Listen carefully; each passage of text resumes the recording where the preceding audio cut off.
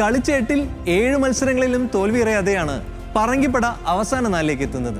5 ജയവും 2 സമനിലയും 1 തോൽവിയുമാണ് പോർച്ചുഗലിന്റെ സമ്പാദ്യം. 18 ഗോളുകൾ അടിച്ചുകൂട്ടിയപ്പോൾ 8 വഴങ്ങുകയും ചെയ്തു. റോബർട്ടോ മാർട്ടിനസിന് കീഴിൽ മികച്ച ഫോമിലാണ് പോർച്ചുഗൽ എത്തുന്നത്. കരുത്തരായ ഡെൻമാർക്കിനോട് ക്വാർട്ടർ ഫൈനലിന്റെ ആദ്യ പാദത്തിൽ 1-0 ഞെട്ടിക്കുന്ന തോൽവി വഴങ്ങിയെങ്കിലും പറങ്കിപ്പട രണ്ടാം പാദത്തിൽ 5-2 വ്യത്യാസത്തിൽ സെമിയിലേക്ക് മാർച്ച് ചെയ്യുന്നതാണ് കണ്ടത്.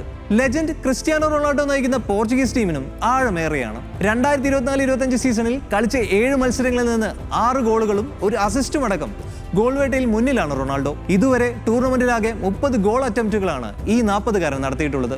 219 അന്താരാഷ്ട്ര ഫുട്ബോൾ മത്സരങ്ങളിൽ നിന്ന് 136 ഗോളുകൾ സ്വന്തമായുള്ള CR7 ആണ് നിലവിൽ ഫുട്ബോൾ ചരിത്രത്തിലെ ടോപ്പ് സ്കോറർ. ഡിയോഗോ ജോട്ടയും റാഫേൽ ലിയോയും ജോവോ ഫെലിക്സും ഗോൺസാലോ റാമോസും എല്ലാം ചേരുന്ന പറങ്കിപ്പടയ്ക്ക് ഗോളടി മികവിന് കുറവൊട്ടുമില്ല. ക്രിസ്ത്യാനോ തന്നെയാണ് ടൂർണമെന്റിലെ ടോപ്പ് സ്കോറർ. 30-നോടടുത്ത് പ്രായമുള്ള പരിചയസമ്പന്നനായ ബ്രൂണോ ഫെർണാണ്ടസും ബെർണാഡോ സിൽവയും റൂബൻ നെവസും അണിനിരക്കുന്ന മിഡ്ഫീൽഡ് നിര ലോക നിലവാരമുള്ളതാണ്. മിഡ്ഫീൽഡ് നിയന്ത്രിക്കാൻ അവർക്ക് പിന്തുണയുമായി ജോവോ നെവസ്, ജോവോ പലീഞ്ഞ, പെഡ്രോ ഗോൺസാൽവസ്, വിറ്റീഞ്ഞ എന്നിവരുമെത്തും.